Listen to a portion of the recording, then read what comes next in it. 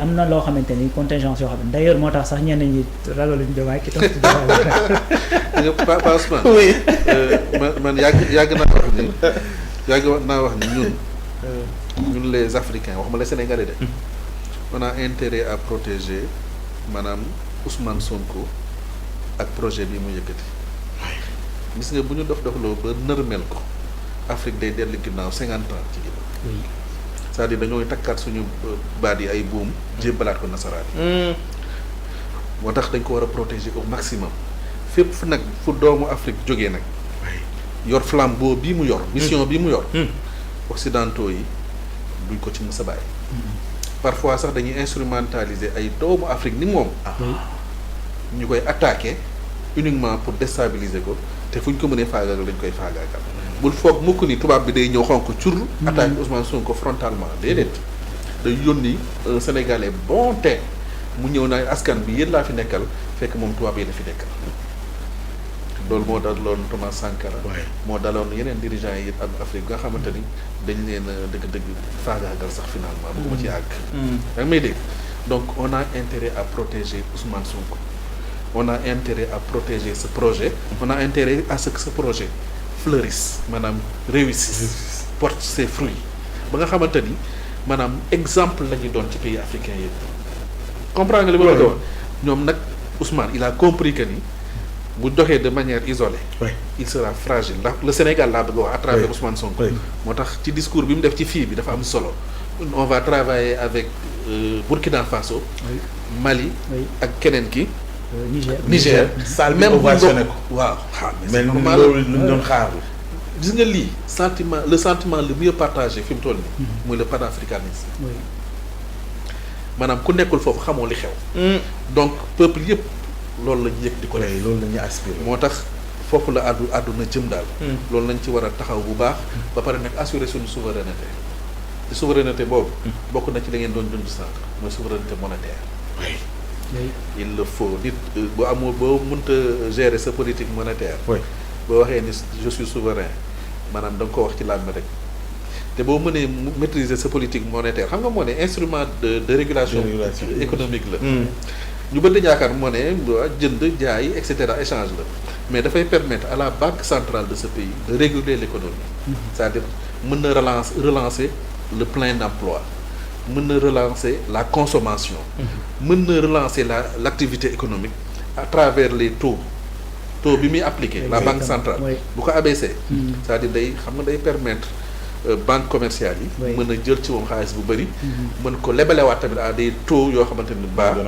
xaalis boobu dem ci particulier yi ñooñu soit investir wala consommer ko te loolu lépp day dundal économie léegi nag bu fekkee ni dafa am li ñuy waxee mu ngi koy waxati sax la flambée des prix comment on dit ça sax da nga koy fàtte l'inflation xam nga inflation dafa am par les prix ak par le coût donc bu amee banque centrale tamit pour réguler ko day aj taux bu ko defee quantité de monnaie buy circuler day wàññeeku bu ko defee nag mu wàccewaat les prix donc c'est important d'avoir une politique monétaire maîtrisée pour am souveraineté mais nag dafa am ay préalables bi ci njëkk mooy il faut nga maîtriser sa balance commerciale ñun on avait une balance commerciale déficitaire. loolu mos a soppeeku. benn grand depuis CM2 laa ko depuis CM2 ba tey déficitaire. loolu mooy li muy teg pour sénégalais mooy li ñuy importé moo ëpp li ñuy exporté. léegi nag il faut ñu fexe ba am équilibre bi. soit li ñuy importé ak li ñuy exporté tolloo. wa ilaa li ñuy exporté sax ëpp li ñuy importé. loolu moom il faut ñu régler ko. moo tax saa ñu doon wax daan ndeysaan douane. def nañ opération bu am solo ci at mi nangami milliards ma ni problème la de neex na nag ci neex na ci dugal ci xaalis waaye dafa am leneen lu muy raase mooy ñu ngi importé lu bëri waaw loolu te loolu problème la beneen bi mooy il faut que tamit nga am réserve d'or bu conséquente c'est-à-dire or mooy garantir xaalis moo tax sax les BRICS li ñu fii ñu njëkk a attaqué mooy constituer benn réserve d'or bu conséquente pour mën a am seen monnaie bopp monnaie d'échange et cetera ak seen banque beeg yu demee noonu donc préalable yooyu buñ ko lijjantee dinañ mën a am une politique monétaire fiable te loolu c'est à notre portée lu nekkul lu compliqué Sabodala bu ngi nii waaw nañ ko gérer beneen bi mooy équilibre bi kii bi balance commerciale nañ ko gérer mooy souveraineté kii bi ci li ñuy alimentaire ak yëpp lépp lu ñuy soxla Sénégal nañ ko produire Sénégal nañ ko transformer Sénégal consommer ko Sénégal ba pare di fexe di exporter l'excédent bu ñu ko defee rek di leen équilibrer suñu balance commerciale. oui et je pense que nguur gi mu ngi ci rawante ci dox beneen bi mu wane aussi puisqu'on parle de souveraineté affirmation de soi ñu xam suñu histoire fu ñu jógee livre blanc bi certainement suivre nga ko démb ca palais de la République président de la République ñu jox ko ci mbirum Thiaroye 44 waaye li mu ci déploré mooy ñàkk collaboration France ci joxe archives yi teewul mu ne dinañ wéyee liggéey bi ci yit lijjanti yi fausse commune yi ngir mën a xam en réalité li ci amoon pour yow lu waral France tout le temps nag fu ñu koy xaar du fa ñëw mukk waaw non moo xam nga France nag xam nga ku aj da ngay bañ ku téen kam waaw France li mu fi def dafa bëri dégg waaw France li mu fi def dafa bëri waaw dégâts yi mu def Afrique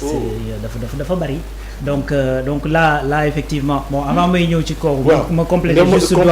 kii c'est Naamar ci ma gis nga la monnaie c'est-à-dire xam nga souvent buñ ne FMI daf ñoo sonal ñu ne dañ xool ci Inde ben ils ont leur propre monnaie Tanzanie pareil Éthiopie bii ñuy wax pareil c'est-à-dire regarde France y a pas que l'Afrique de l'Ouest la colonisé yaa ngi dégg peut-être c'est l'Afrique de l'Ouest et du centre et cetera mais ñun dong ñoo ci dese lool c'est-à-dire demal Vietnam c'était une colonie française non ah ben fu ñu toll actuellement te pourtant dañoo xeex ak ñoom jëmbeen fukk ne dégg na ko waaw dañoo xeex bay bëgg a dee Algérie ngi ni la guerre d'indépendance d'Algérie les Algériens n'avaient pas besoin même de visa pour dem en France xaw ma ba xam ba léegi loolu moo fa am ou pas mais pourtant seeni propre monnaie la ñu yor lu Maroc lu dira ñu ngi nekk di dem seen yoon c'est-à-dire tey dafa am loo xamante ni non seulement c'est un instrument d'affirmation de soi comme li nga wax mais également c'est un instrument pour mën a dem je pense que ndongo xam ou keneen je me rappelle plus ci kanam kii dafa doon wax ni dafa am benn étude bu ñu defoon entre les Akans yu nekk Ghana ak les Akans yi nekk Côte d'Ivoire c'est-à-dire étude bi ñu ko defee non c'est un français moo ko doon expliquer quand ils ont fait l'étude dañoo gis ne dafa am disparité économique entre les Akans de Côte d'Ivoire ak les Akans du Ghana que yi nekk Ghana ñoo gën a riche yi nekk Côte d'Ivoire pourtant y a que la frontière moo leen séparé bi ñu xoolee ci seen habitude alimentaire ci seen habitude commerciale et cetera lan la ñuy kii ci seen activité et tout ça la seule différence bi ñu gis entre ñoom c'était la monnaie sinon ils partageaient tout mi ngi mel ni comme tey nga jël les peuples de Guinée ak les peuples de Kolda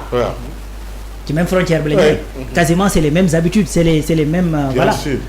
nga gis ne ñii ñoo ëpp alal ñële bi ñu xoolee def les études approfondir xool gis ne la seule différence bi ñu am c'est la monnaie ñii CFA la ñuy utiliser ñële la ñuy utiliser seen propre monnaie donc ça effectivement c'est un tey quand tu as un déficit budgétaire tu le fais naka nga koy financer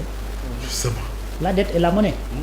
tey si su Japon di oser dem di am plus de 200% de sa dette sans problème États-Unis 124,5% de sa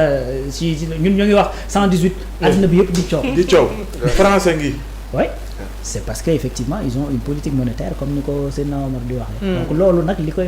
ñu ci mën a dox jëmale bi parce que techniquement tout est ok la Banque mondiale génn nañu seen ki fi nekk actuellement di ko jiite génn na ne techniquement tout est ok le premier ministre Ousmane Sonko avait donné l'information ba ñu wax nañ sax 2026 finalement ñu décalé à 2027 qu'est-ce qui reste c'est la volonté politique moo tax wax na leen ko keroog gars yi ne ni mu ko waxee ñenn ñi di xatraayoo ki ni mel mais dëgg la te yàlla moo ko bëgg donc il faut le dire maintenant pour li nga wax pour la renaissance africaine je pense que effectivement mënoo wax une renaissance africaine si tu maîtrises pas ton histoire c'est pas possible ñun tey